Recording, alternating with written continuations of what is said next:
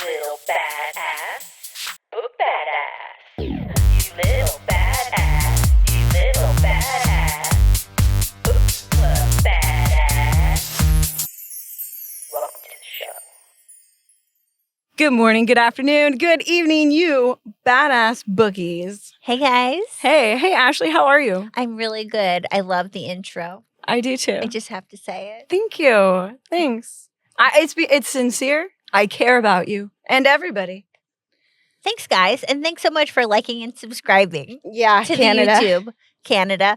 Oh, my gosh. Okay, so here's the deal, Canada. I wanted to wear like a denim button-down top. It's just a little bit too warm in our climate for that at this time of the year. Yes. But one of these days, I'm going to go full Canadian tuxedo for our number one fan. We would love that. And if you are Canadian and you have a recommendation, please let us know. We would like to honor you and pay tribute. Oh my gosh, that's so true. Is there like a famous Canadian author we can pay tribute to for our next shared read? Let's look it up. We should look it up. We'll definitely look it up. Okay. Awesome. And we're eliciting your help. And I just pointed, for those listening, I'm pointing to the cameras. Katie's a little off her rocker today, obviously speaking in third person. There may be some construction sound that you hear as well. We've got some construction going on outside. And as Ashley stated, it is hotter than a witch's tit. What's the saying? I think that's a good enough one. So our AC is running today. Sorry. Not sorry. I think that saying has to do with cold weather, but I really like how you improvised. I mean, okay, I don't know. I'm feeling a little devilish. I feel witches like not modern, or even classical witches, but the ones that are made out to be like. We're talking wart, green nose. Yeah, but I kind of like them too. No, I love them all. Warner Brothers, right? Yeah. The best Bugs cartoons like ever. That's the witch I'm picturing. That's the witch you're picturing. Mm-hmm. Yeah. Even the Wizard of Oz one. I mean, really, like. Oh, speaking of a story, I've actually. Well, it's too late now. Wait. Any early listeners? You could raise your hand in your car or office. That's a throwback to when Ashley was deeply entrenched into the world of Oz. I was just going to say. Oz or Oz? Both. Maybe I should read Wicked one of these days. I've tried. This podcast is just me finishing books I tried starting 2 years ago. The best. But when I stopped reading Wicked, okay, so the book Wicked, it's basically fan fiction of Wizard of Oz. You may know the musical or the movie since then. Yeah. People are fans. Well, the book. You? I watched the movie at home. I thought it was nice. I've never seen the production on stage. Uh-huh. I imagine it's great. I did start reading the book and I didn't finish it. Not for lack of like entertainment value. It was good. It was one of those times with like small children where I was like, okay, reading isn't in the cards right now. Yeah. Maybe I'll revisit it sometime. Ooh, maybe when the second one is going to come out in theaters. I love this. So that's just me on a tangent. Okay, but back to the tangent. Let's circle back to the beginning of the tangent. Sure. You know how like you need a friend to go to the gym sometimes? Like there are people that I am a person who needs a little inspo. Sure. Yeah. And I'm going to be honest. I read so much more because of you and you guys. I'm pointing once again to the cameras, which means all of the baddies listening. Yeah. Yeah.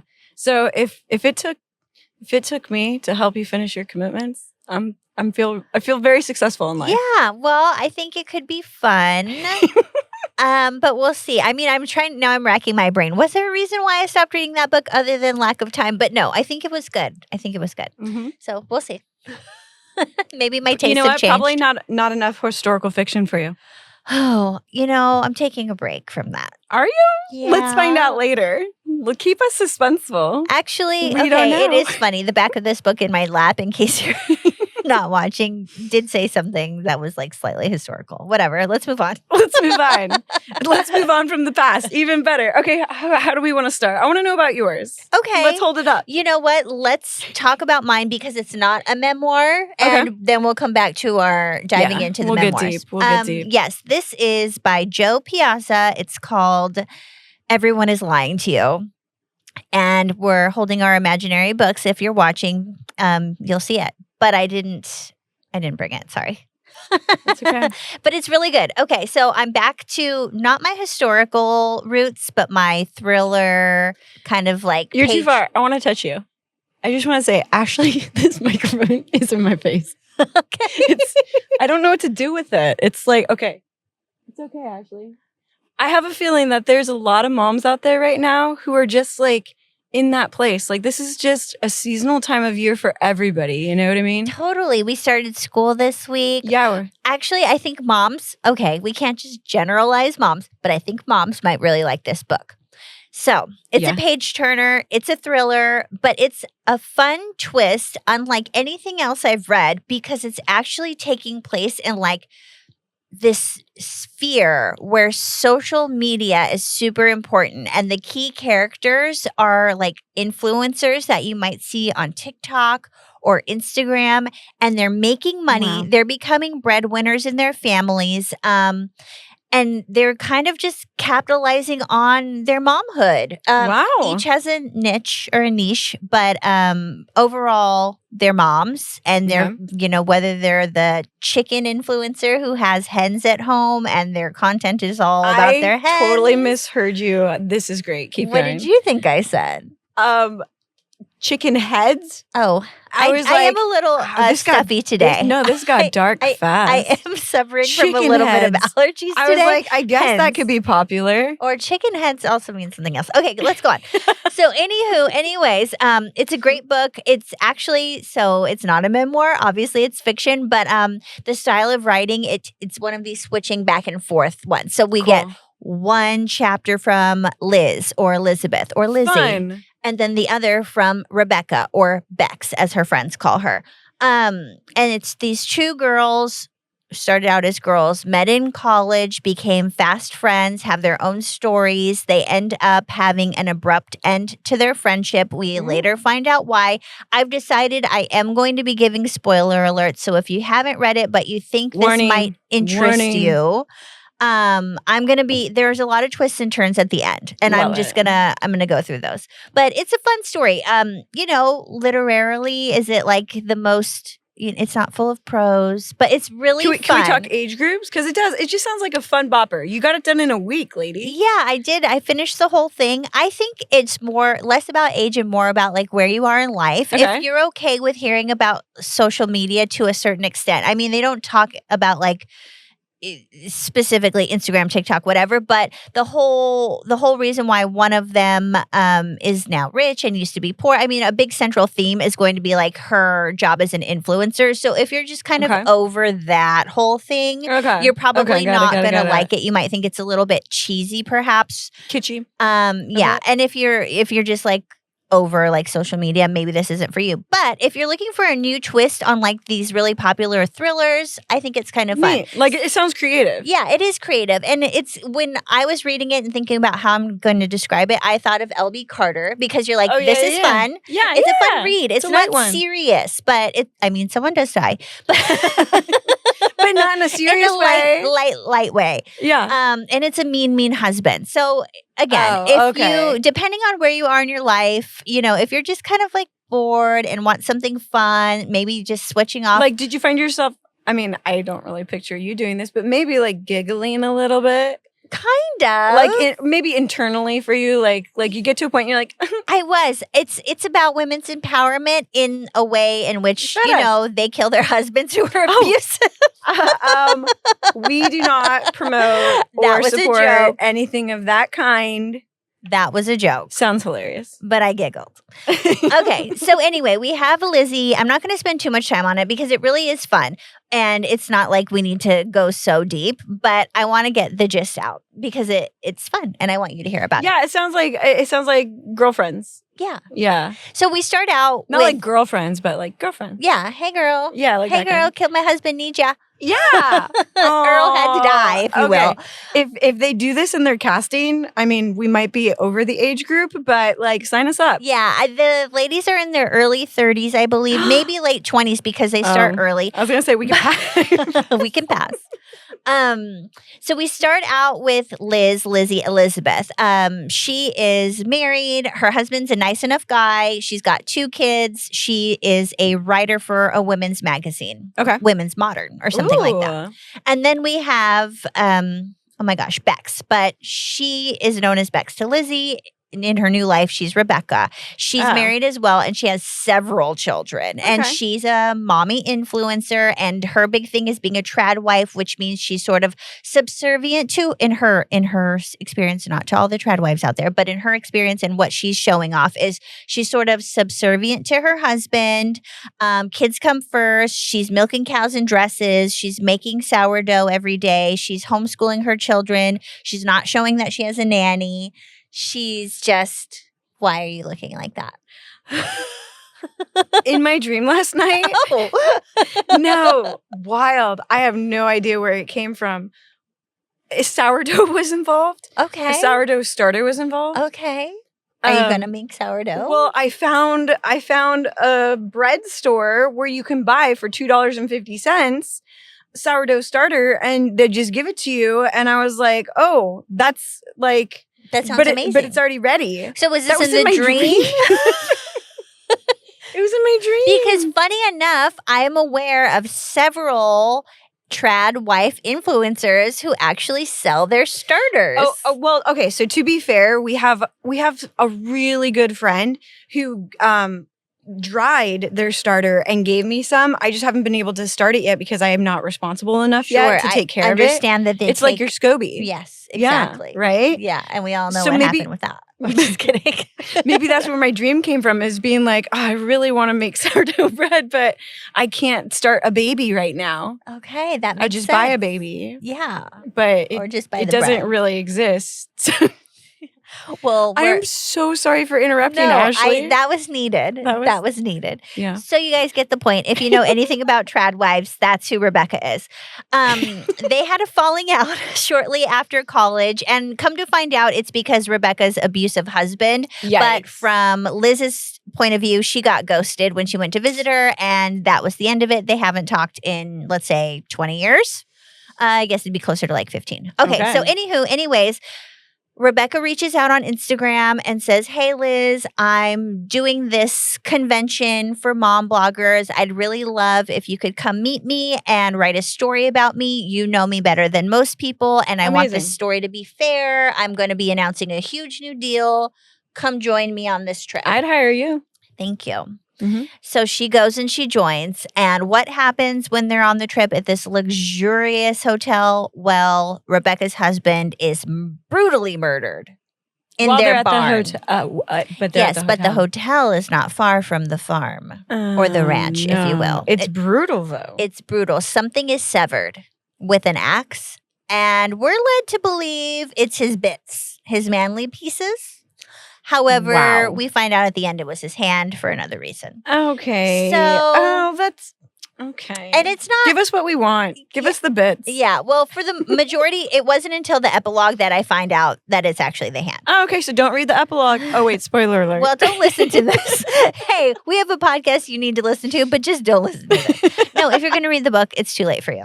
So just keep listening. Now you have to. This is a wild one. Keep going. Okay, so they wake up the next day. Rebecca is missing. Her husband is murdered. Liz is left to fill in the blanks. So now she's on this whodunit case. She's an investigator by heart. I mean, she is a writer. There's this really cool accountant/lawyer female who's there. She empowers all the local women. I should also add, in this particular region, they don't explicitly state which state they're in, but you Okay. get the vibe that maybe it might be like Utah or Arizona or Colorado. You know, I like that. I like that the writer did that because it leaves it open to personalizing it. Yeah, or just like you can fill that in. I mean, there is a very religious sect too that a lot of these families are involved with, where the men are closely tied to like the local government and the police. Oh, and wow. it's just the So one of their patriarch- own just got murdered. Exactly. And the men really call the shots. They talk about one of the ladies who was basically promised to a man when she was younger, and then she got married at 17.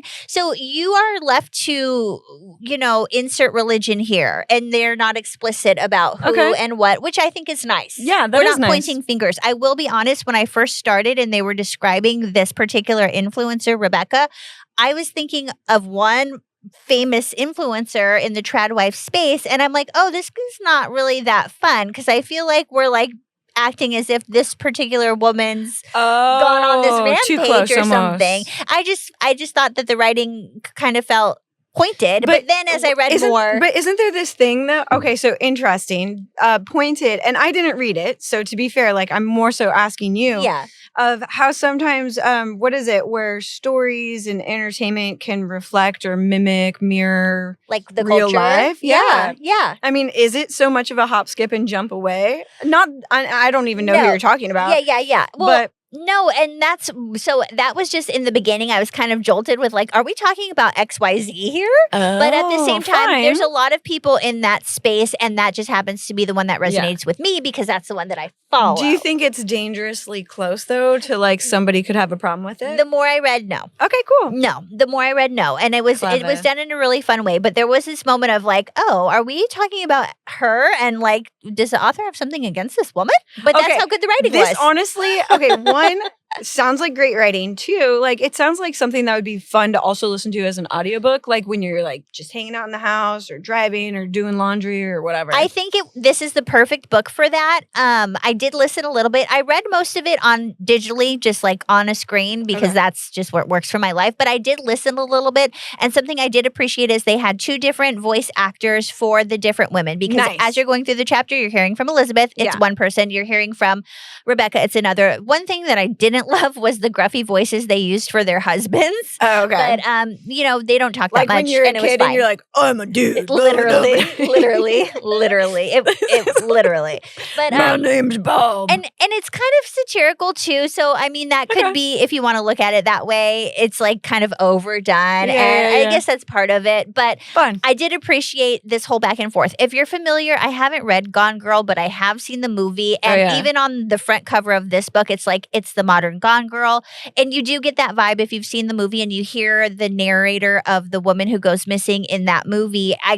It was really reminiscent of that. I thought Gone Girl was rather quite serious though. It was serious, but serious kind of like tongue in cheek at the same time. Okay, fun. Like you think it's very serious in the beginning. Someone goes missing, this wife goes missing, and you think she might be hurt. But then once you are past all those characters that you get to meet, then you meet the woman, and she's the one who's holding the reins. Do you identify with the women? Like, are they cool? Like, yeah. Okay. I think so. Yeah. Fun. So, anyways, there's a lot of twists and turns. This other character, Olivia, she's the accountant and lawyer for a lot of these women who aren't used to having a lot of power or money in their family. So she's kind of there to empower these women and help them make business choices. She ends up literally pulling the trigger in some cases here. 2 men end up dying, and they, again, were not the judge and jury here, but they were not nice men. So, do with that what you will. And these wives, vigilante justice. That's what's going on here. So I will say, we go through a lot of like banter. We're learning about the other influencers just as like ancillary characters. It's fun. It's really fun. And then we get to the point where we find out Rebecca, whose husband is murdered, is alive, and she's taken her children to a safe place, and it all starts to unfold. You meet another character who's another wife, and her husband actually is the killer of the first husband. And I'm going to leave it, maybe you'll still want to read, but it turns out that the women really do facilitate these murders. And it's up to you to decide. Are they a book club? I wouldn't be surprised if Are there's these a book husbands club in actually here. vampires? So we've got okay, Rebecca's husband is great. I'm punchy today. I'm so sorry. No, I love it. We've got Rebecca's husband. His name is Grayson. He's killed by his best friend, Marsden. And it's like a jealousy thing. Because he like wants his wife? Because Gray wants Marsden's wife, and her name is Veronica. She's a triplet, and that's her thing on the internet. And he is a yucky guy. Like, they both are yucky guys. They both are violent, and they're both like repressive, and they're not nice to their kids either. They're yucky people, but they're best friends, and they've grown up forever together, and one kills the other. Mostly. What? So Veronica is kind of like outside when Marsden goes to kill Gray, and she doesn't like, the plan isn't kill this man, but it is like hurt and scare him because he's been sending some naughty emails to someone who's not his wife. And he's married, yeah. Yeah. And then so we've got Veronica, who's the second wife, and she's just in the car, like, as her husband's killing this man. And then we've got Rebecca. So do we like this man for hurting this other man? No, he's a bad man too. He dies as well. And then we've got Rebecca. Actually, this sounds like a great book for you. It was really good, actually, for me. It was fine. And then we've got Rebecca, whose husband is getting like plundered in. She's just watching from a video. So neither wife is like, oh, let's stop this. But neither wife is hands-on in that moment. Okay. In that moment. But then so that they're not guilty. well, not yet. And then we don't find this out until later, but Marsden goes out to the truck. His wife, Veronica, had to drive him there because he was so drunk. Like, she really did set this up. Oh, got it. At the last minute. Oh, poor Marsden. And then Poor Marsden. she's like, okay, baby. But she literally calls him like bitch boy. She's like, go back in there and finish him off because you've come this far. Like, our lives are going to be ruined if you let him live. And he can't do it. So then she goes in and finishes him off and chops off his hand because he had used that hand to sexually abuse her when she was young. So it does get a little bit dark, but it's really like in a whimsy way. Like, they don't focus on that stuff. I hope you guys know this is that so I'm fun to not listen taking to. real abuse lightly, but it's meant to be tongue in cheek in this book. It's and like, there's movies made like and this, there's- right? Where it's like, or the Dixie Chicks, it's very or the Earl. Chicks. I'm sorry, Yeah. but like we grew up with their original name. Yeah, so it is Earl. It's Earl. You take it with a grain of salt. Obviously, if these are sensitive topics for you, it's not going to be a book for you. But it's character development for these women too, like where they're coming from when they do sort of act Yeah. out. So they give you enough backstory where you're kind of like, yay, Yeah, like Dexter. Where Yeah. you're like, Yeah. you go kill that bad guy. Exactly. So that's the first murder. And then obviously it didn't have to happen. Like, there were multiple times where this man could have been saved or it could have been prevented. And he's a bad man. So again, vigilante justice. They say, okay, let's do it. So then we move along the steps. And then Marsden, that guy who initiated the killing on his best friend, ends up kidnapping Rebecca, not his wife, but the dead guy's wife. And he's going to set her up as like a suicide so that he doesn't get blamed for that murder because he thinks he murdered his best friend because he was super drunk and his wife let him believe that. Okay, well, like, can we just say murder's very intricate? Yes, especially in this small town. Like, they're gonna get caught, right? Well, but they're friends of the police. Marsden is also a professional baseball player and he gives the police tickets to the World Series. So he's really in it. And It's who Gray, you know, the isn't guy it? who had passed away, was running for political office. And they're all members of this church. And like, there's even a doctor who I won't get into, but like the doctor, like, if you want to have You a boy, read this in a week? if you want to, okay, this is how twisted this guy is. And she sets it up for book number 2. But this Ooh. doctor is so twisted that if the man says he only wants boys and his wife has a girl, No. they end that pregnancy without the wife knowing that it's intentional. And he even, okay, so this. So you hate them. You You hate- hate all of them. Yes, the man who dies first, Grayson, actually uses his best friend Marsden, the sort of killer's sperm, through the doctor to get Rebecca, his wife, pregnant because Grayson was sterile. I know. Okay, so now I'm feeling like I'm being kind of like here and there with everything, but there is a lot more to the story. These Way women. to go, Joe. Yeah, way to go, Joe. Way to So go, I'm Joe. just going to skip ahead again till we get to Fun. Marsden is trying to kill Rebecca, Fun. make it look like a suicide. Technically, the kids are his because of this weird scheme they did, and he's the godparent. He's going to get all her daughters. It's not looking good. He's got Godparent or parent? Well, he's the godparent on paper and the parent really. So because of the twisted doctor. So everything's going Does to he work know? out for him. Yes. Yes, he did it voluntarily to help his best friend. His best friend was like, hey, bro, I need your sperm. Mine are blanks. And we are not going to tell my wife, but the doctor's in on it because he's like crazy Kevorkian stuff. Anyway, so Go on. he kidnaps Rebecca and he takes her to the barn. He has a noose waiting. He gussies her all up and she's going to look like she killed herself. But like right at the last minute, she pushes him off the rafter as well. But then she's still in the noose. And luckily Liz is there at the last second because of some other stuff that Girlfriend happens. saving girlfriends. Yeah. And Olivia, the lawyer's also there. So they get Rebecca off the noose. There's no real saving Marsden. I mean, they probably could have called the police instead of shooting him in the head. But they take the gun. There it is. And they make it look like he shoots himself because he's so guilty from killing his best friend earlier in the week. And so, there's a lot of twists and turns. It'd be so fun. I just imagine like, okay, these are books. You're telling us about the book. But like, what if it was just gossip? What if you're like, did you hear? Well, in the town it is. Did you? Exactly. And the whole time. Just pretend you're like a townsy right now. Yeah. Did you hear about Bex? It would be really interesting. Like, what would you feel like if you were in that town? And the author does a really good job. I mean, it's a bunch of influencers that were at a convention in this hotel, and the police are like, nobody leave because something is afoot. Yeah. Or a a hand. In this case. So, yeah, she does a really good job of doing that. Like, we're all gossiping. We're like, some people are siding with Rebecca, like, oh, she's probably hiding because she's scared, or maybe she's in danger. Others are like, oh, Rebecca killed her husband. I knew that biatch was fake.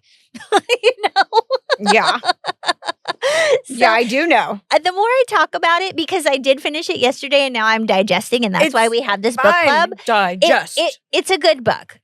Yeah. For me, for someone who has I want to get back to it though. Yeah. Ashley, I'm going to hold you accountable. If you were in that town, what would you be like? What would you be thinking? Okay. If it were, I mean, it is technically just us. Would you be like, yeah, they deserved it? Like, yeah, obviously. And well, I kind of resonate with Olivia, the accountant lawyer who empowers these women. But she did end up doing the last murder. Okay.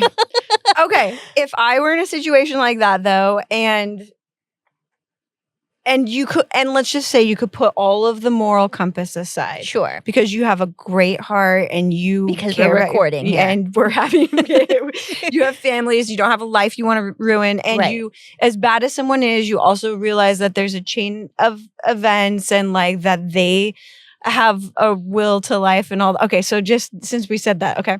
Now it's safe. Go ahead. You like kill him. You would totally come and help me out, right? Okay, yes. Let's take a step back. If we were Liz and Bex, yes, of course. Like we haven't talked. Thelma and Louise. Exactly. We haven't talked in years, and you reached out because I needed to write an article on your new brand deal, but it turns into a murder mystery. I would know that you didn't do it, even though there are times when Liz is like, well, maybe I don't know her that well. Maybe the abuse was so bad. Maybe she did kill that guy. And you get all of these women's personal perspectives through the chapters.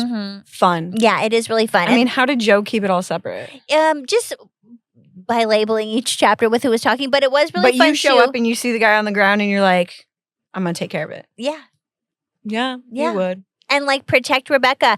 And Liz did. She wrote these articles as we're going along and had them released in real time, which her editor loved. But also she's like starting to paint in the media who Rebecca is, and not as a murderer versus as someone who might be trying to seek some sort of, revenge on her husband. So because we know how the media can be, and if you've read any true crime, you know that a lot of times like some parents are put in a certain light, or some spouses are put in a certain light, whatever it is. So Rebecca had the foresight, not knowing that her husband was going to die, but knowing that something was going to happen because she's going to be announcing this brand deal and he wasn't supportive of that and she was going to leave and take her children. She had the foresight to bring Liz on and be like, okay, write this story, paint this picture of me. She used Liz a little bit? Yes, a little bit. And Liz is okay with it? Liz realizes that and she's happy to help when she finds out what the reason is. Just like you. Yeah.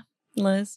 But there is a moment where she's like, oh man, you're using me again. Like you ghosted me and now you're using me for this. But then she finds the pieces, puts them together and realizes like, oh, okay, I am the only person who can help.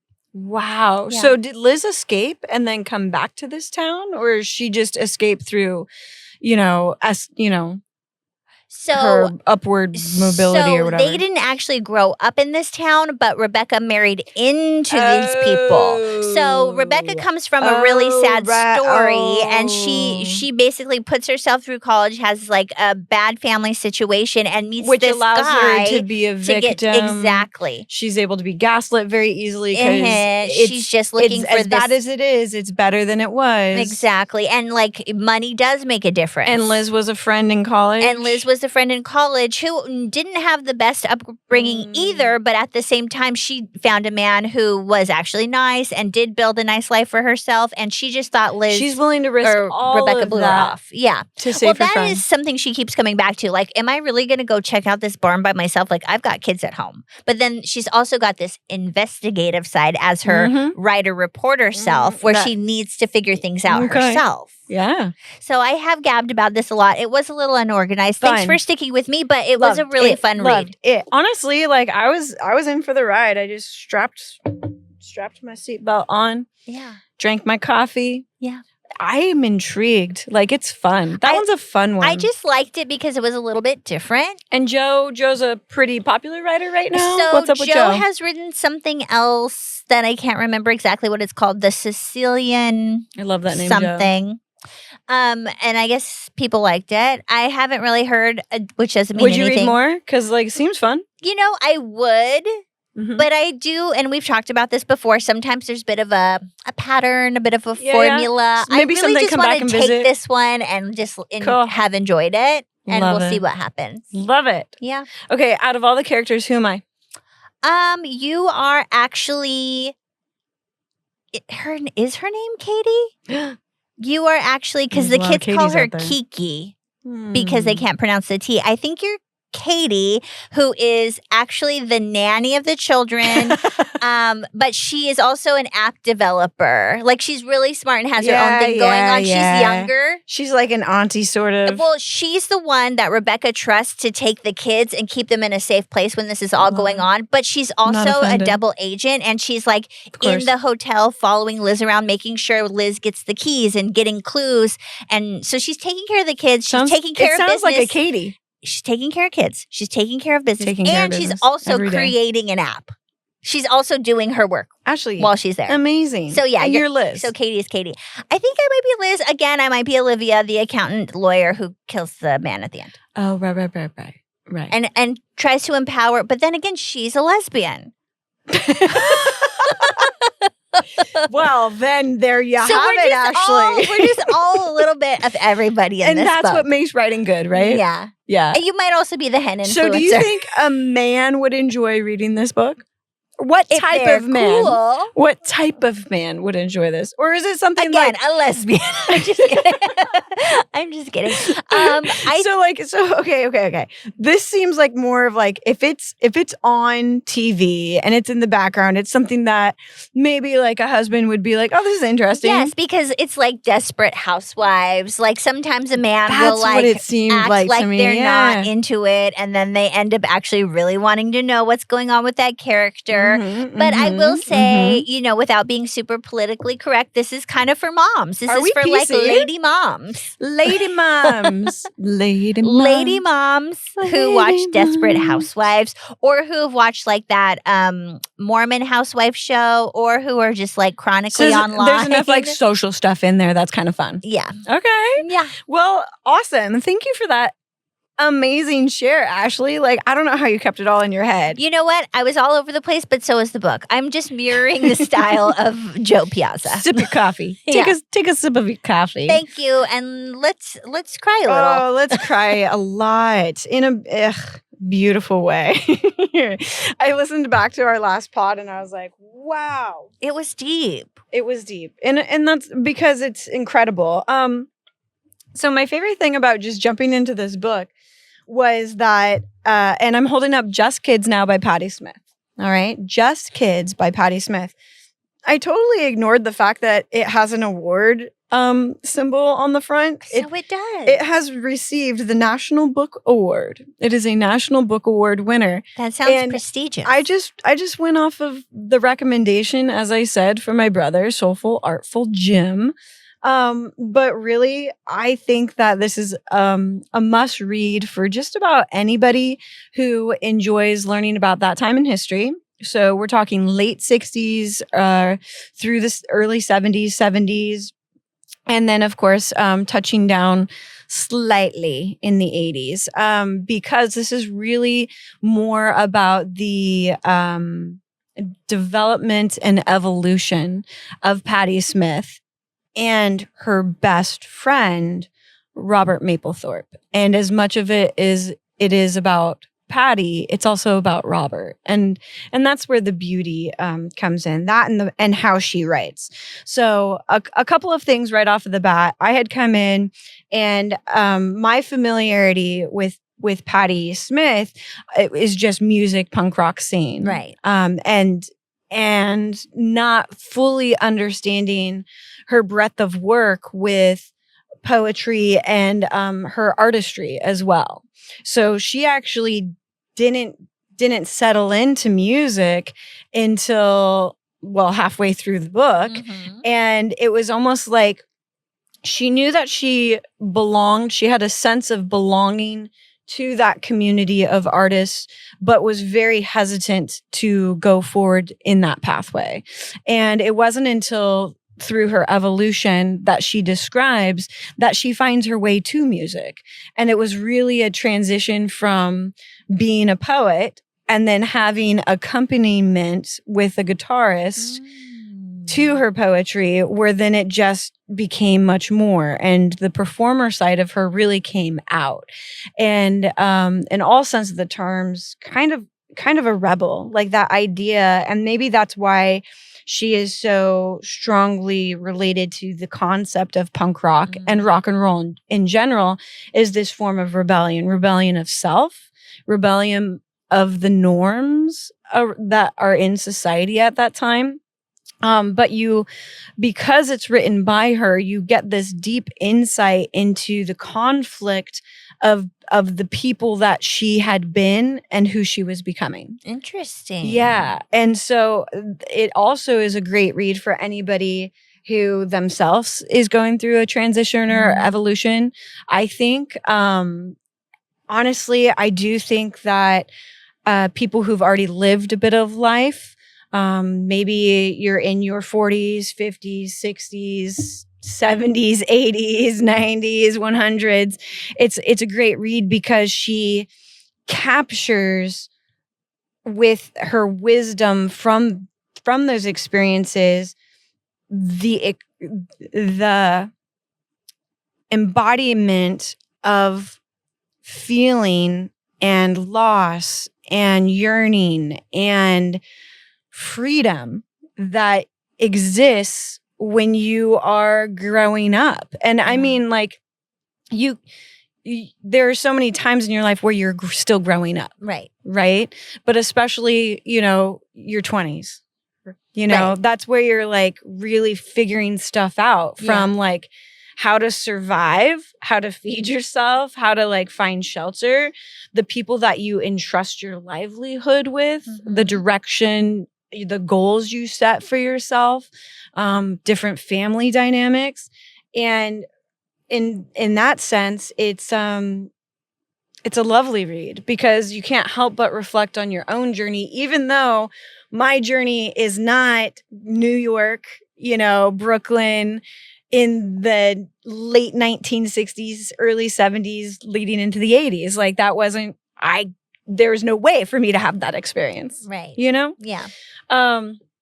It also, though, is very attractive, I would think, for someone who is either a mature teenager. I wouldn't recommend it for a teenager per se, but like, let's say 17, 18, 19, coming of age, and you are inspired by artists on their path. Okay. Right? Because sometimes when you're in that stage of life, you're looking for examples of lived experiences. You're looking for examples of like, this is in my soul. Was this in somebody else's soul? And what paths did they take to achieve what they wanted? And maybe like even some though your sort times of are done. permission to like move forward in how they're feeling Yeah, because someone else has done it. Or the vicarious live through. Do you know what I mean? And I think that's really neat too. This is obviously a very mature book. It deals with huge concepts. I wouldn't, rated R if you're a high schooler. I wouldn't just say, but think about some of the stuff that we read, right? That is part of literature. and also very different times though. So you have to be mature enough to understand that. Yeah. Like the pathway that you choose is not going to be similar. First of all, the opportunities that you get would be different. But let's just say you respect and want to know more about that time. Yeah. It's very authentic. It's very forthcoming. And it's, for me as an artist, it's completely enjoyable. Completely enjoyable.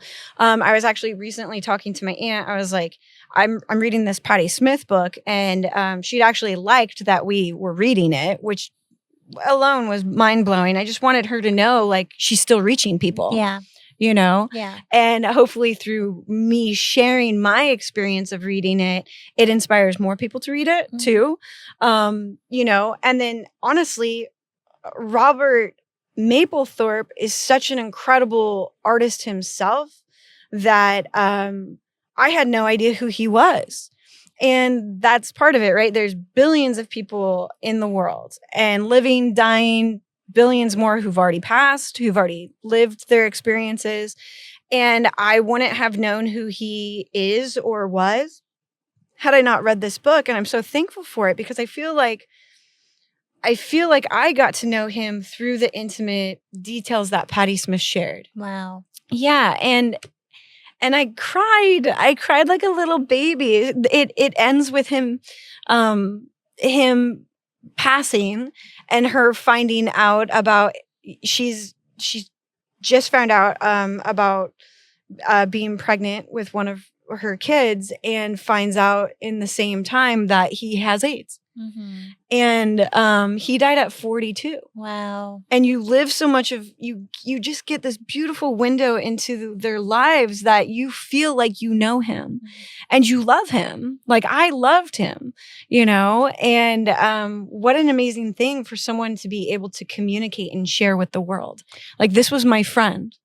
I have to imagine, I'm teary-eyed just thinking about it. Without being able to obviously speak for Patti or having read the book, I have to imagine that one of her goals, or at least she'd be very, very just full. She'd be very full knowing that this is what you got out of it, that you did get to know Robert in a way, or, you know, that she was able to do that. Oh, Because yeah. I think it was purposefully, you know, this book is a tribute, if you would, right? To Robert. And if I'm her editor, I'm thinking like, wow, like, I mean, if she even needed one, right?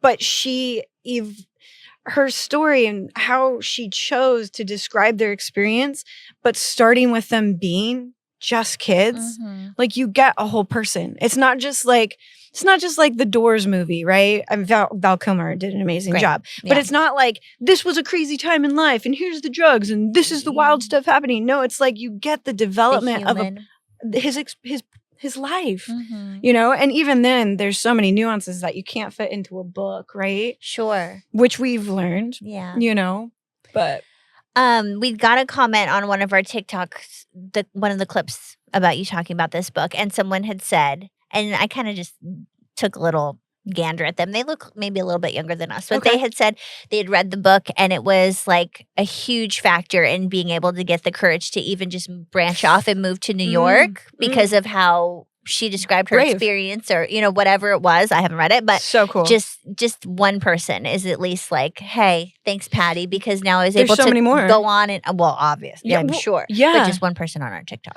was just like, hey, that resonated with me so much. I was able to take the leap. Yeah. So I have to imagine there's some good stuff about just. Yeah. And well, here's the thing, right? When you leap, you're going to fall. Yeah. You're gonna fall no matter what. You leap off of the sidewalk and what's gonna happen? You're gonna hit the pavement, right? And she's very honest about that. Like they leapt and they leapt together, and that's what was really beautiful. And they slept together, but they leapt together, and it wasn't just success. Right. It's not, like, very rarely does that happen. I mean, so many artists that actually do become in the sphere, you know, I was going to say popular or whatever. No, there's a journey to get there. And it's not the first album. It's not the first song. It's not the first piece of art that they created. It was just the moment that they got recognized for it. And enough people, it resonated, you know? Yeah. Timing, opportunities. But that was really cool to hear that person commented on the TikTok and said that, because, you know, my hope is that Patti does see this, at least in some form, to know even more. Like, it's just reaffirmation, right? So that's my spiel on how much I loved it. I'll talk a little bit of details, not to spoil too much, just a little bit more on it, because like I said, I think it's a good read. I think you'd enjoy it too. Fun things that I learned is, like, she was actually pretty straight edge. Okay. Yeah, like Robert experimented with acid, LSD, different drugs, and she didn't really, at all, you know, Yeah. and she didn't want it to mess with her mind. And that really it's funny because it resonated with me. And then there comes a point where, like, she's inspired by a group of people, and so she tries weed and hashish, and like weed, you know, but she's still kind of keeping it private for her own experience. And Robert comes in and catches her, like, and this is the fun part about the second half, because the second half for me, like, is her evolution into music. And so she's like writing some stuff in her room, and she's smoking, and Robert comes in and is like, Patti, like, what are you doing? Oh no. And she does it. It benefits everybody to listen to the Audible, because she knew him. She knew him so closely, and she does his voice, right? Oh, like, or cool. like you can hear, it's not his voice, but like it's how he would his present voice. Yeah. something, you know? And like, you get this real sense that, like, they were protectors of each other. And so there are these moments where, like, she's doing things that, you know, he maybe isn't, not sure she should be doing, because he's like, he's not a mom, he's not a dad, he's an intimate lover in several ways. But he's like, what is it called? Like you would do it to me, I'm right? literally not interrupting, but I'm like, if I walked into a room and you were about to eat mushrooms, I would be like, Katie? Yeah, that, like, right? Okay, mushrooms are natural. I just Well, want to say I that. would still be like, Katie? Okay, exactly. You know me so well that you become part of my moral compass, right? Because you care about me. So you want to protect what my values are. Like, I would be supportive, but I would still be like, this is Are the you sure final you barrier. want to do this? Yeah, like, you need to bounce this off somebody. And when you have a deep friendship like that, and so there's moments like this, and throughout, like, he's kind of like, he's that person, right? And you hear that, and she does it so well. He's like, Patti, like, are you Patti? You know, Yeah. and it's so. And they have little names for each other, and so that's really fun for me to read, you know, that moment. And so they decide that since she's tried hashish, that she's going to go on a trip, but it has to, like, only with Robert. You know what I mean? Yeah. And she doesn't talk about heroin or shooting up or anything like that. In fact, she talks about being deathly afraid of needles. And when she was acting in one on stage, they wanted her to shoot up with water because she's playing like this junky role. And she's like, I can't do this. And so they like put wax on her arm and like tried to show her. And Robert was just laughing at her because like he knew. But that's the other thing about Robert is like, he went to every play practice. Like he was the deepest friend that anybody could have, you know? And it's interesting because they were lovers to begin with. They were, you know, they shared that level of intimacy too. And so when you talk about Robert as being a homosexual or being in the BDSM scene visually, like, here, I sent you some pictures. Like, I sent you to his portfolio, some of it. You know, that's not what he just was. And he even wouldn't share all of it with Patti in that way either, because it wasn't about, like, first of all, she couldn't see some of that stuff. Like, not that she couldn't see it, but it was very in your face artwork. Yeah. But it was good artwork. And his point wasn't, it was about capturing something. It wasn't necessarily like, I'm trying to be gratuitous, you know, and that's the artistry, the difference of artistry. But there's amazing he's well known for his black and white photography. It's neat to hear them talk about Polaroids. I got off topic, but basically she's going to go on a trip, and he's like, okay, we're going to go out, right? And it is so like probably what I would experience where, you know, he's done it before. He's like excited, you know, and she has a bad experience. All the feelings that she should be feeling, that she thinks she should be feeling and seeing, you know, it's like it turns kind of dark on her. Like she's just, you know, drugs aren't good for her in that way. You know? Yeah. But I think that's the misconception is a lot of people think sex, drugs, rock and roll. And, you know, she really wasn't that, I would say, not from what you hear with other musicians or expect at that time. But I wanted to bring up another point. I know I could talk about this a lot. It's okay. It's okay. So I specifically wrote one thing down yesterday because it's kind of my synopsis of it. Like if I were to put it into a sentence. Okay. Just Kids by Patti Smith is an intimate look into the evolution of two prominent artists surrounded by the characters of the time and the sorrow that comes in realizing growth.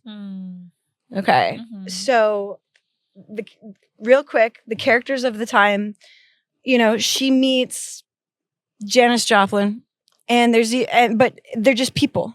Yeah. Right? They're artists at a time. We can look at them now as like, oh my gosh, icons. I mean, Patti Smith's an icon, but they're just people. They're kids, actually. They're like in their 20s, right? Yeah. And she's at a party or she's at some sort of social thing, and Janis is like getting attention from this guy. And Patty's aware, and this guy ends up leaving with someone more attractive. Okay. And she has this exchange with Janis, and Janis is like, oh man, this always happens, you know? And like, and what an insight, right? Like these are just like little moments, but they're actually moments. And Patti says something just like kind or whatever, you know, like this is definitely not verbatim, but she just comforts Janis fucking Joplin. Yeah. Larger than life. Yeah. And then there's this other moment where like she's about to enter like a social scene or whatever, and she's kind of nervous. This is as she's getting into music, kind of, right? And up the stairs comes Jimi Hendrix, and he's cool. He's in his 20s, and he like Patty's honest and kind of like, you know, I'm kind of nervous to go in there, and he just has this experience with her and is like, I'm shy too, basically, and giggles, right? And you just kind of have to you just kind of do it. Like, you're fine, you know? Yeah. And she has this really cool moment with Jimmy, you know? And she even looking back and writing back on it, understands that at the time, she's just a person, knew he was an important person, but didn't realize that moment was such a big moment outside of it. Yeah. Because it's just, you know.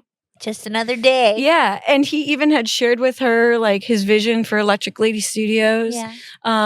And his passion for music and his dream to have like all these musicians come to the Woodstock fields and just play and create through their discordance and their, you know, off kilter harmonies and just this massive music, this language that would like save the world. And he doesn't get to accomplish that, obviously. And she remembers where she was when she found out he had died, you know? But it's like, that's why I see there's this cast of characters, because she's in New York in the late 60s, early 70s with all these people making their way, you know? Yeah. And that's really cool too, if you're a history person. It's just like, I'm just thinking of the title, Just Kids. Like even reflecting on these just side characters, you know, that she's coming in contact with. It's like, how many different stories did she walk through on a daily basis? And here's the problem. Like, I'm not a name person. Right. Like, that's not information that stays in my brain. My brother is, which explains why he enjoyed this so much. So I'm sure I missed even like half of the people that she was talking about, right? But one of my favorites, you're going to get a kick out of this, Sam Shepard. All right. Sam Shepard, I looked him up because, they talk about how huge he is, but she didn't know that. So she goes to this show and this guy is playing drums and she's like, she's into it. You know what I mean? Yeah. I mean, who wouldn't be, right? Drummers. So hot. And he's drumming and they kind of pick up a little relationship. And at one point, he's like, have you ever had the lobster at Max's? Okay. And she's like, oh, no. Because, like, that's different. That's just not, like, where she is in her station in life. Right. And so he's like, he called her Patti Lee. Patti Lee, let's go, And so, he loved her for the rebellion that she was, right? And so they go and they're eating and she's having like this big ass lobster with butter and enjoying herself. Yeah. She just thinks that she's with this awesome drummer, right? And she even makes the comment like where she's enjoying it because she's not even sure if this guy can pay for it. Sure. Right? Like, is he just like, we're gonna go eat this fancy food, right? Yeah. And then this other important person during that time, an actress at that time who she had become familiar with, pulls her into the bathroom and she's thinking, oh, she wants some of this lobster. So she takes part of the lobster claw with her, right? And is going to give it to her friend. And she's like, you're with Sam Shepard. And she's like, I'm with Slim. I'm with Slim. Like, I think his name was Slim. I think that's it, right? She's like, no. This is actually who he is. He is famous on Broadway. He has all these plays. He and starts putting like makeup on her and stuff. Because she's like, you need to take advantage of this moment. And in Patty's mind, she's like, I just came to dine and dash with my friend. Like, I know him differently, which was probably such a breath for this guy when you think about it. Mm-hmm. And she's just like, she's not dressed up. Like, she's herself, and that's cool. Yeah. And so, like, her friend's like, well, introduce me, and all this kind of stuff. And so she goes back and she goes, is your name Sam? And he's like, he's basically, like he caught me. Yeah, but she doesn't care. Yeah. So first of all, he can pay for it. She ends up having this affair with him. And I say affair because later, she comes to find out that he has an infant child and is married to this other woman. Mm. But this is what's also very interesting, too, and why, like, she does such a good job of explaining it. Different strokes, different folks. Sure. To bring it back. She says, like, she actually knew the wife and, like, they all kind of just accepted that they had different roles in each other's lives. Mm-hmm. Kind of similar to how, like, Robert and her were almost like a married couple, but yet then he ends up evolving into having a gay partner, obviously, or a different partners. And she starts meeting other men, because they no longer are that to each other. Right. They have to let that go as they grow in different directions. I don't want to say apart, and that's what's unique. It's not that they grow apart, they just grow in different directions, but they're still each other's anchor very much for different things that only them two could give each other, on such a deep level until they could find other people that could support those pieces of themselves. Don't get me crying, Ashley. Yeah. Sorry. Don't get me crying. But this scene, right? And then just to be like, oh, so nonchalant that she's one of his lovers. Later, she has a relationship with the guy from Blue Oyster Cult, Alan. And that's interesting because he breaks some of their intended promise. He's not necessarily as faithful as she thought he would be. Mm-hmm. But I think it's also kind of like you set rules within your relationship. Yeah. Right? And if you jump outside of those rules that are kind of agreed upon with that said partner, I'm not getting into the intricacies, but it was just interesting to have that. And then so Sam Shepard's such a big part. And Robert likes him, but also I'm not sure because here's Patti and she's evolving into musician Patti. Right. And it's performer Patti. And it's really she was the tough and tumble girl, right? Her whole life she was a little different. Mm-hmm. Right? And it wasn't like she liked wearing dresses and that kind of stuff, like she just, And she wasn't gay. She talks about that too, which is interesting, because, there's a time of experiment and whatever. And she's not really experimenting. She's like, I felt this girl up, but like, it's not me. Yeah. I'm not a lesbian. Yeah. Like, I'm not. Like, I like to dress this way. I like to shock people in a way, but really it's about just being me. She even talks about the first time she cuts her hair to kind of be like Mick Jagger. I think it was Mick Jagger. It was somebody in the scene at that time where it was like, it was finally that kind of like punk rock hair. Mm-hmm. She had long hair, and someone was just being bitchy at a party or in their group, and was kind of commenting on how she looked like Joan Baez. And I love Patti's personality, because she even goes like, I don't know what the problem was, because like I actually liked Joan Baez. Yeah. But that night she like looked at the magazines and decided, I'm going to chop my hair off. Chopped her hair off. And then everybody started looking at her differently. Interesting. Yeah. And she didn't do that necessarily for attention. She was ready to evolve. Yeah. And that's why I use the word evolution.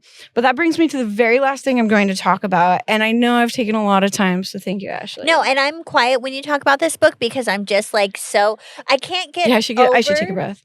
No, I'm just, in case you're not watching, I'm holding up the book because I can't get over looking at like the size of this book. Granted, the font's a little small, but like so much is in here, which really just speaks to the kind of writer that she is. But there's just the way you're talking. I know there's no way you're hitting on every point, and how beautifully it's written. I'm really in shock. And the more you want to say, the more I'm here to listen. Okay, so I just have to show you. The reason why I suggest buying this book is it's something that is good to keep on the shelf. Yeah. Like once you read it, their stories become a part of you. But also as far as art history and rock history and the New York scene history, I think it's important. And the book itself, the physical book, has these pictures. Like there's Robert, right? And I love the choice. The book I have in particular has jagged, rough edges. Yeah. It's thick paper. You can feel the experience of reading it, which I love. But when she's talking about different artwork, right, or different photos that are important at the time of her or of, a moment in her life, you have this to go back to. You're not looking on the internet. You're not like it's what she wants you to see to support her journey is right here. Yeah. It's in the book. So that's really dope. But the voice, hearing her voice, like I said, you get to know Robert, I think, more intimately. Definitely get to know Patti more intimately.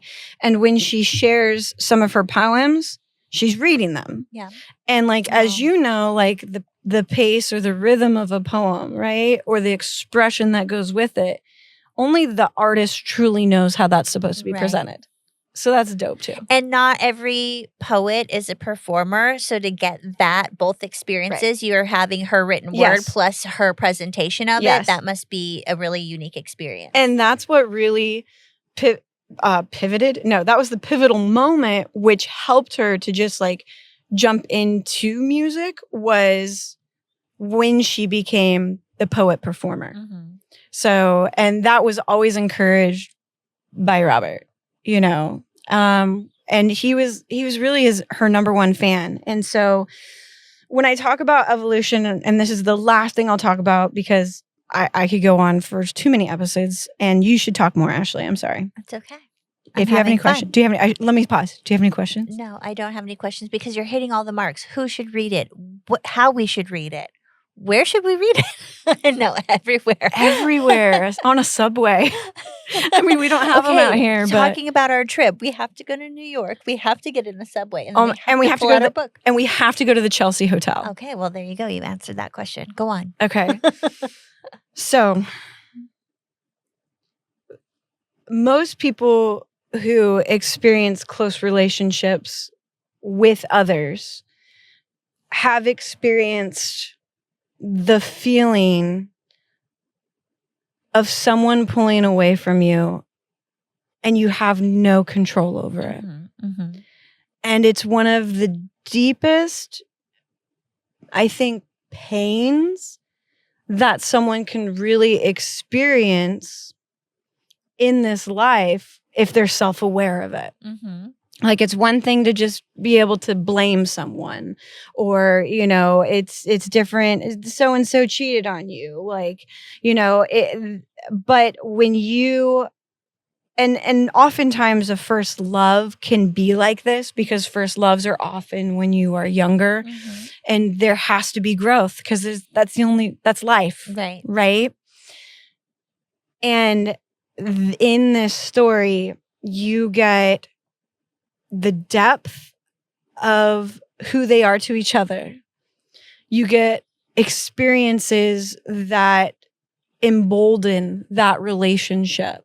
You also get a look into the sexual intimacy that happens, and the things that you give a first of in ways of being that vulnerable. And I don't even mean like they weren't each other's first. They weren't. But when you share the depth of your soul, right? Right. And they understood each other's passions. And they were, I would say they were the first people to truly understand each other. Right? And so once you connect with that person and you have that connection, and you wish that you could just keep that, right? Yeah. And that's what this book offers. It offers the glimpse into the beauty, because I've used that word before, of what that was for them, but then the inevitable change that happens between your 20s, 30s, 40s, right? Where you have these ideas of who you want to become, and then you start becoming those people. Sure. You know? And to be fair, it wasn't even that they became people they didn't want to be.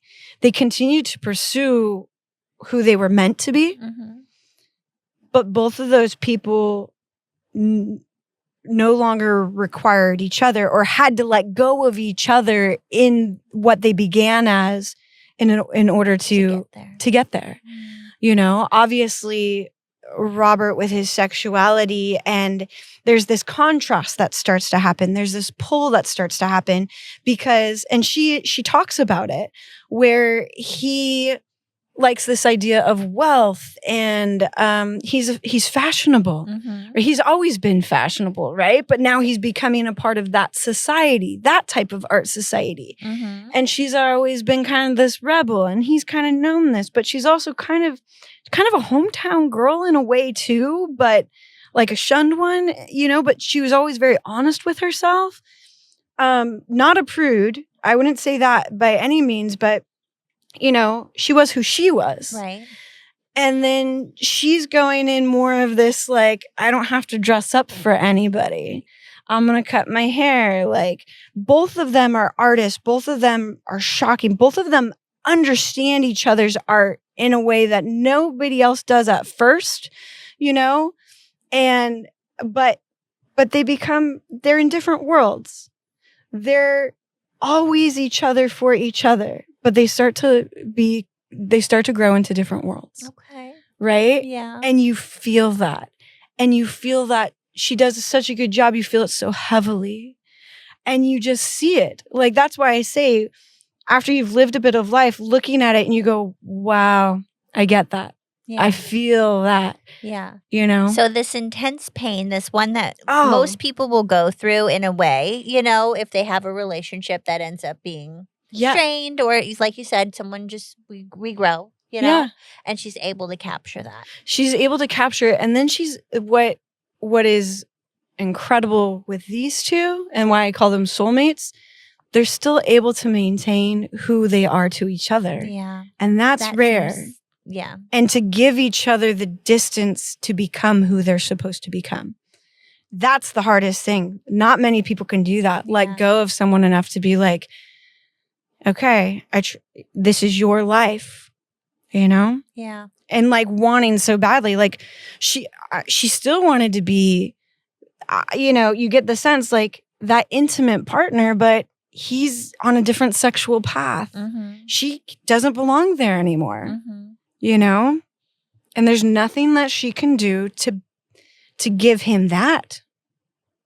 Other than just let him go and do his in that thing. way. Yeah. Yeah. But still, it's just like the love, it sounds like, was Deep. enough Yeah. Yeah. to make that choice for her and Yeah. to not be resentful. Yes. You know, obviously she talks about feelings that she has through those different moments, Sure. but an incredible friendship. And so that's why when you're like reading the beginning and reading the end surrounding Robert, like you're so sad Yeah. because it's not just a story, it's life. Yeah. Okay. There I am. I'm crying. Thanks, Patti. Well, it sounds There like it is, Ashley. it sounds like a book that we all need to read. 7 hours later. No. This is great. I loved every minute. Honestly, like it's just I have to say that this is like must be one of our tops that we've talked about because if we're actually talking about like quality here, Yeah. like life quality, Now this important is, book. and it's not going to be for everyone, but I was thinking about her pros and woes. I've got no woes for this. Yeah. Other than like it's tragic, Yeah. but it's life. Yeah. Yeah. Okay. Cool. Well, thank you for sharing, and thank you, Patti, for sharing. And Patti's written other stuff. Oh yeah. So how are you I'm feeling? I mean, into and maybe it. you'll take a break and then you'll jump into her again someday. I just want to surround myself with some of her art. That's nice. Okay. Yeah. You know? Okay. Yeah. I Yeah. like that. Very good. A friend that'll stay on my shelf. Oh, and it deserves it, like you said. It's Yeah. a nice book. Definitely. Okay. Thanks, Well, Ashley, for no- letting me gab and gab and gab. No. And Thank everybody you listening. For spilling, Patti, thank you for spilling a little piece of your soul. Katie, Wow. thank you for giving yours to the literature. To the literature. So I guess we'll transition. How about you just talk about this one. I love it. Pros and woes. Let's do our pros and woes with Ashley and Katie. For Wildflower by Drew Barrymore. Yes, ma'am. Another memoir, if you will, collection of short stories that she has put together to share with her children so we Yeah. can all get to know her a little bit better. Yeah. Where we left off, she was writing to Olive, who is the older daughter. Yes, ma'am. Okay, I have some feelings about the second half of this book. Great. But, I don't want to just jump ahead. So let's talk about Olive for a little bit. She sounds like a lovely lady.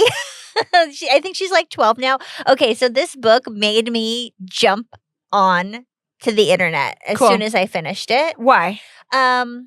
Okay, fine. Let's just do pros and woes because I don't want to Let's just skip do pros ahead. and woes. Let's do it. Okay, so my pros are this is one where I really enjoyed the audio because Mm. I got Drew. I talked about this last time, but she just really, I needed to hear this in her voice. Mm. I read a little bit and it was fine, but I really, really, really liked hearing from her because the way she exclaims and just the way Yeah. that she's an actress and how we've talked about this as well, how like, yeah, she's an actress, but she takes these roles on and they're part of her Genuine. and it's her that we see in these movies. Yes. Well, it's definitely her that we hear on the audiobook. I mean, they're her words and her experiences. So what better way to She's absorb them. exuberant. Yes. She emphasizes where she wants you Yeah. to feel with her. And it's fun because it is like a memoir style book. So when you are, her point, I would imagine, is for us to like get to know a piece of her. Yeah. And when you're just having sort of a conversational like way of writing, which this definitely is, to hear that in her words, audibly, I think just adds another layer. So I really liked it because you really hear those exclamation points. Yes.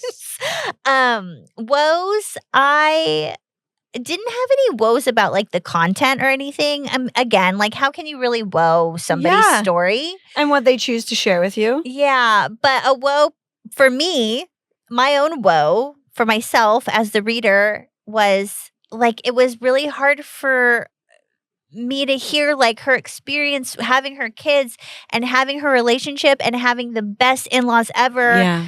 And then to know that a year after the book was published that they were divorced. Yeah. And I have no idea what their life is like. How, and maybe she loves the new wife and the new child, and maybe they're just one big, happy, extended family. But I even got as so far as to get onto her in-laws' parents' Instagrams and like her children's grandfather passed away last year, and they seem like a really lovely couple. And her ex-husband has remarried and had another child, and it's just life, and it's just how life goes, and things change, and people change, and you go on. And I don't know, maybe she's perfectly happy. Okay. Maybe she initiated the end of the relationship, but that's what stuck with me the most. You know what I think, and I'm just going. First of all, I agree with you 100%.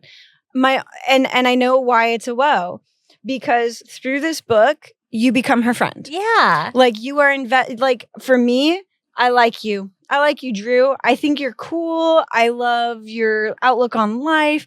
It's like if we were at a coffee shop or on your couch. I'm crossing my fingers. I'm doing the wink. I can't really wink that well. Hopefully, we're on your couch and like. And we're friends, and it's unfair because you don't know all of our stories, but we're pretty open and honest. Sure. And so we have this friendship, right? Where like you've told us so much about you. I like to hear it. And now I'm team Drew. Yeah. And now I want more for Drew and her family. And so when you want more for someone, you want to know more. Yeah. Right? And so, it's like a memoir where it's kind of like a cliffhanger. It's not a cliffhanger because it's this beautiful package, but because we care about who you are, I don't want to know drama, but I'm curious, Yeah, right? You're left with that curiosity of like, what's your life, the rest of your life going to be? Exactly. And for all I know, maybe their end of their marriage was her decision, and maybe everybody's all the better for it. And like, probably because she's just like this gem of a person, probably. And maybe everything is going great, and it probably is. And now her kids get a bonus parent, and she gets a bonus little person in her life too. But it's just, as I'm just freshly done reading this, I mean, it worked. The book worked. Like, I'm Drew's best friend now, and I want to know that she's okay. I don't even want to know what happened. Yeah. I just want to know that everything is good. Because at this time you hear this perspective, and you so want happy. You want greatness. I mean, for people you care about, honestly, for everyone, you want them to have a happy life. Yeah. Right? And especially hearing this perspective, you want them to be able to achieve that. Yeah. Right? But that being said, at the beginning of the book, I go back to the beginning where Drew writes about how like she's not going to tell you everything. No. Like she doesn't, and what's interesting too is talking to people about this book. They're like, "Oh yeah, her childhood, blah blah blah." And it's like, no, you're missing the point. Yeah, like it's much more. Everybody's much more of a person than the tabloids. First of all, yeah, but she kind of alludes to that on like some things are meant to stay private. And I respect that. And I loved, just on that point, I mean, I didn't love her getting the news that her grandfather had passed away while she was in a treatment center, but I loved that was just what we got of the time of her in the treatment center. Like, what right is it of ours? Exactly. It was reflective of another really big moment that happened to her. I thought she did a really, really good job of just like setting the tone of like the people who work there, why everybody's there, what everybody's been through. It kind of is a little bit of a glance into like her deeper feelings, just a few of the word choices she used when she describes like the type of people who would end up at a place like this. But I really appreciated that, like, that was just like, oh yeah, the confirmation that I was there, but it was about something else. Right.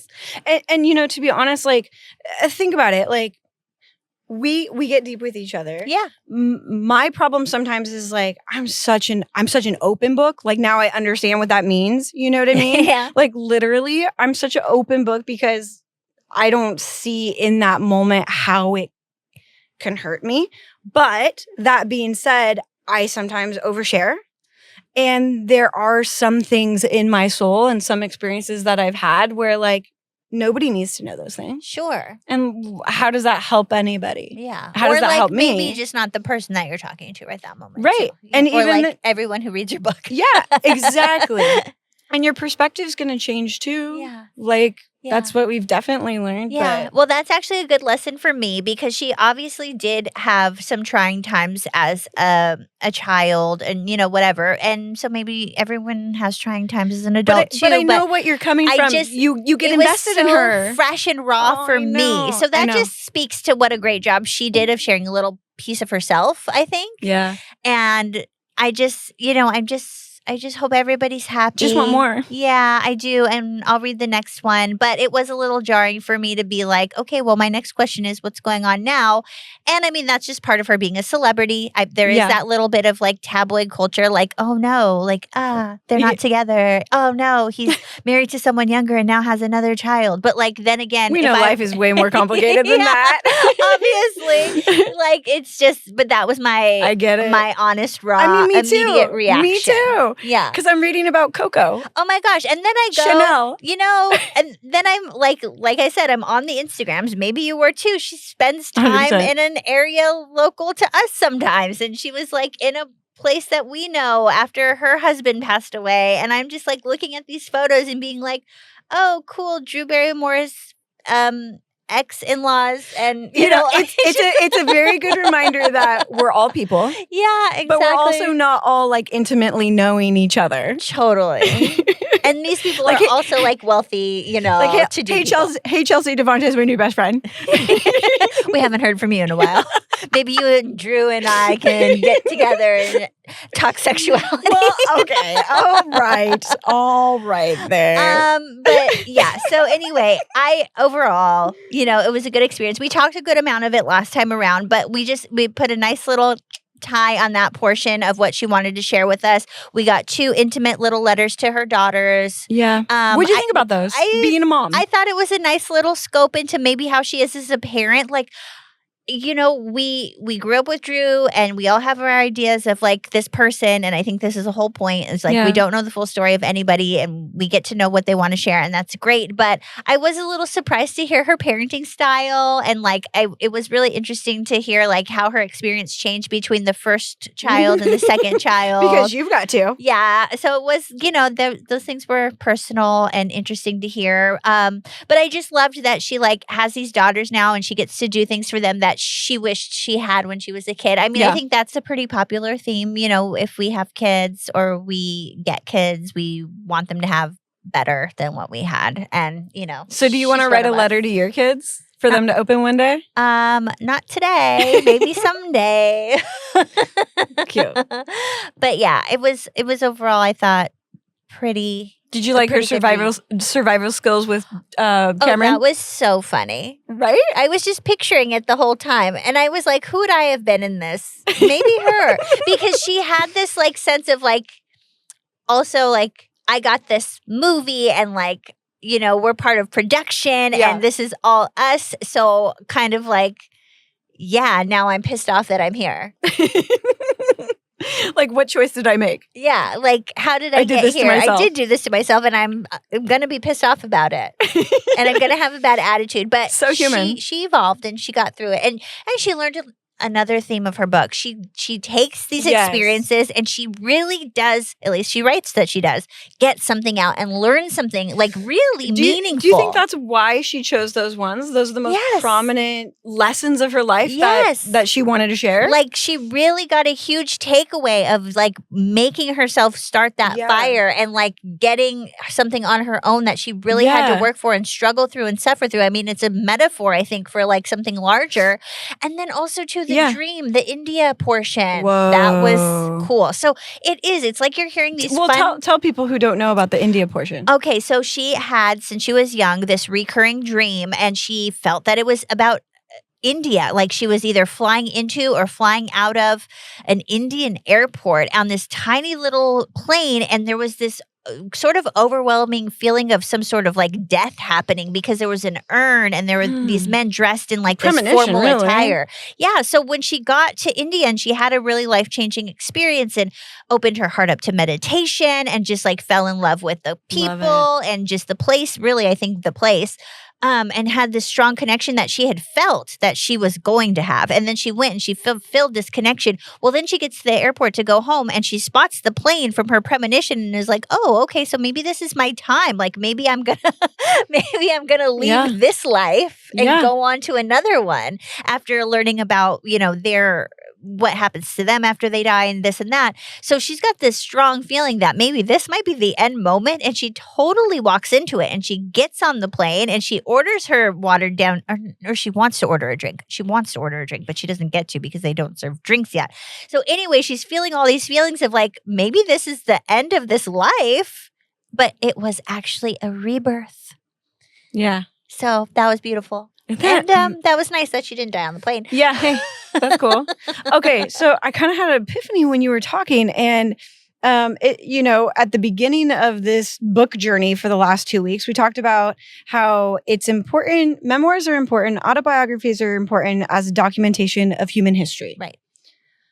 In this sense, it's also the lessons you learn. Right? Like in Drew's case, it's lessons she's learned in life, and she's sharing that with you through her experiences. Yeah. You know? Yeah, no, and I really liked it because it was like a way to tie together, not every story either, like some were informational, like we got to know the daughters, this and that, but those really significant stories that she chose to share. Right. It was intentional. Absolutely. And I liked that. I really liked it too. And I just want more. Like, way to go, Drew. Thank you. Yeah, thank you, Drew. I hope everything is great. We're doing a little hard for you. I hope we see you soon. I hope we see you soon. Little kiss. Little kissy. Okay, that got weird. Shall we move on? I guess. Okay, last thing. Who is this book for? Oh, well, first of all, if anybody has an interest in Drew and they haven't read it or listened to it yet, I would highly encourage them. People who are our age, who are like in their 30s, who may have grown up with like, and probably possibly late 20s, like just, yes, if she was in your life. I think it's really fun. If you have any interest in any sort of celebrity memoir, because I have read a few, I would say this is a good one. I haven't even talked about them all. But yes, I have read a few, and I think that this is a good one. But again, if you are someone who likes audiobooks and you just want something while you're driving around, because it's really, she touches on heavy stuff, but it's not dark. No, I mean, okay, so here's the thing too, though. She is real about being a wild child. And so, earmuffs. Oh, for in a couple parts. For sure. If there's children around, maybe just I wouldn't plug say really your little buds in. Yeah, plug your bud. She does yell fuck. Yeah, it's fun. So there's that. And I'm gonna say too, for the haters, not haters, like, because if you don't like someone, you're not going to like someone. But what I mean by that is, the experience of me telling someone or showing someone that I was reading Wildflower, and their initial response being like, "This is who I see this person as." It's like, no, please read this so you can get to know them a little bit more. I'm glad you said that, because I initially was kind of like one of those people. Like, obviously, you guys know my style of reading. If she would have written like this dark story about how tragic like this child's stardomhood was, and she wanted to get really into the nitty gritty, I would have been there for it for sure.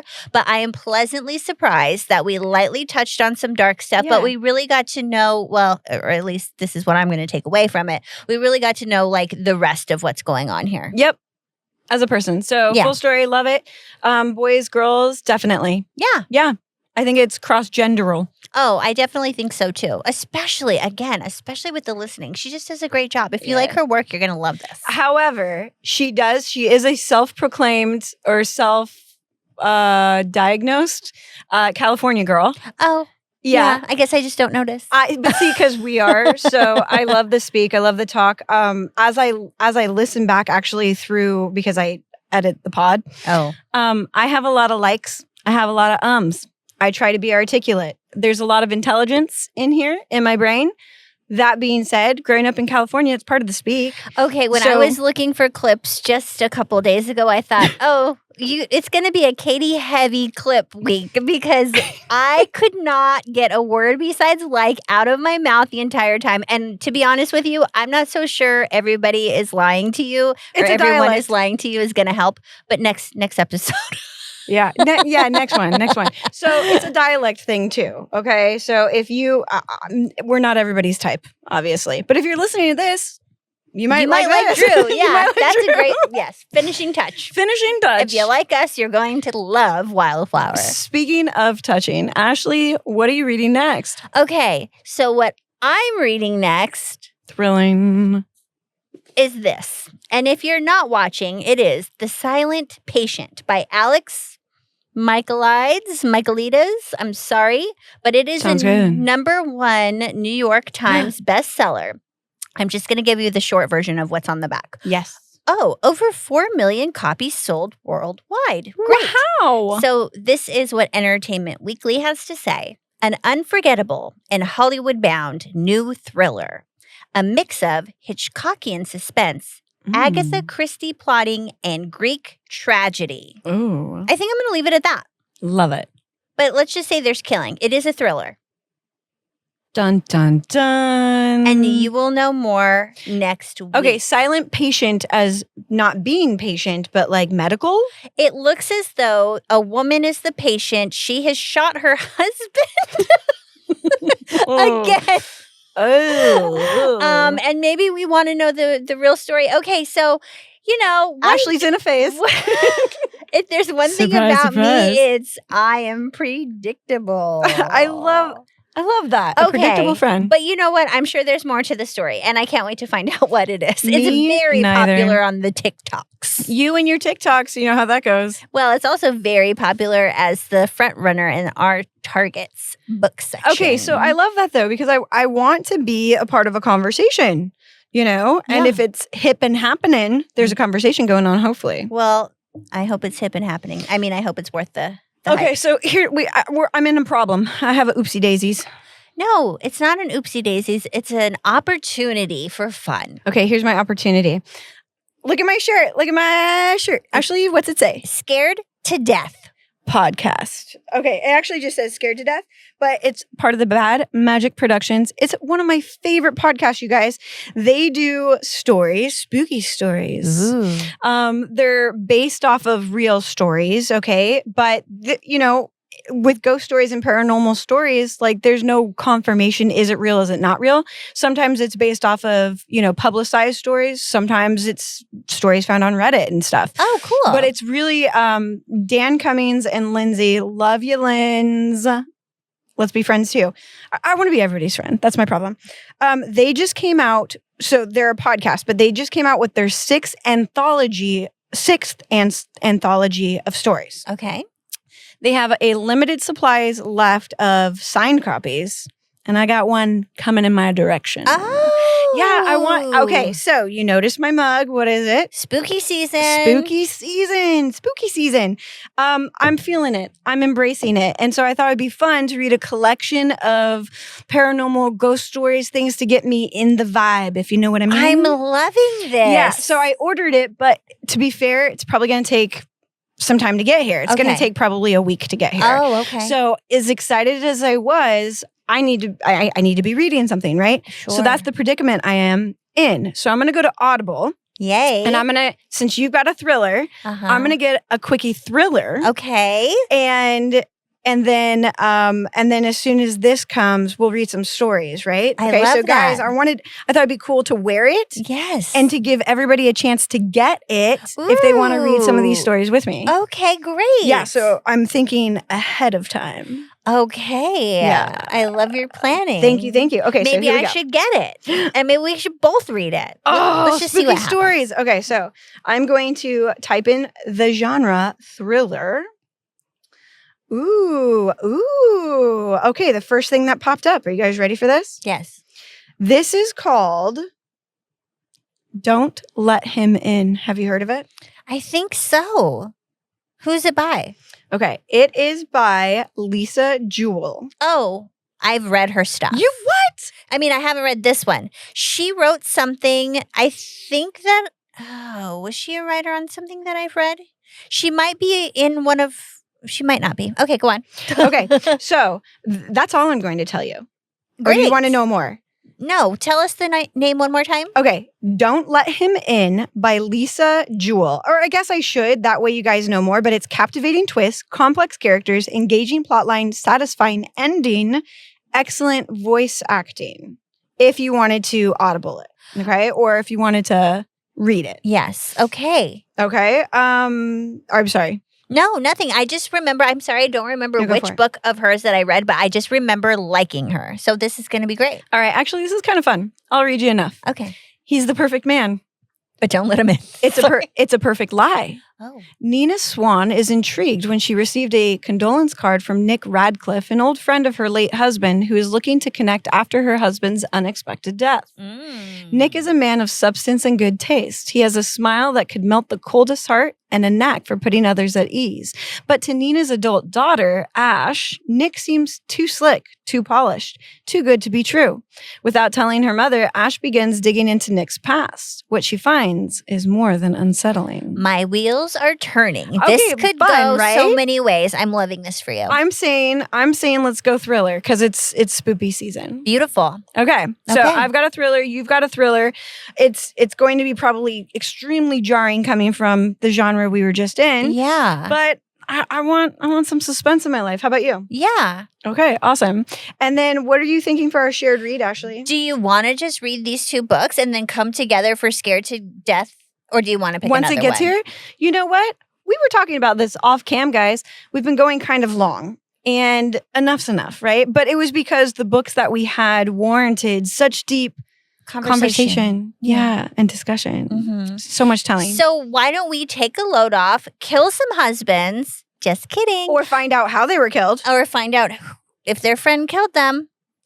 And we'll regroup next week and Okay. We'll go from there. Okay, if you awesome. want. I love it. Let's do it. Okay, So we got well, the silent A little patient. BTS on how the sausage is made here, guys. It goes like that. I say, do you want to just read 2 books? And Katie's like, yeah, let's just do that.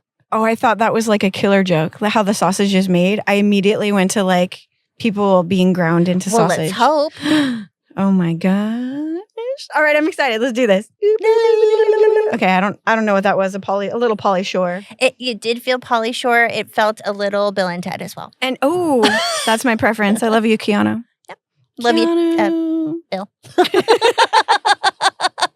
All right, I think that snip, snap, snout, this tale's told out, my friend. Okay. Bringing She it back has to the been primary days. practicing. Have I? Yeah, I think so. Or it's Amazing. just ingrained. All Okay. right. Well, thank you, baddies. We will see you next time. And we love you. Don't let him in. Don't kill your husband. Bye. Bye.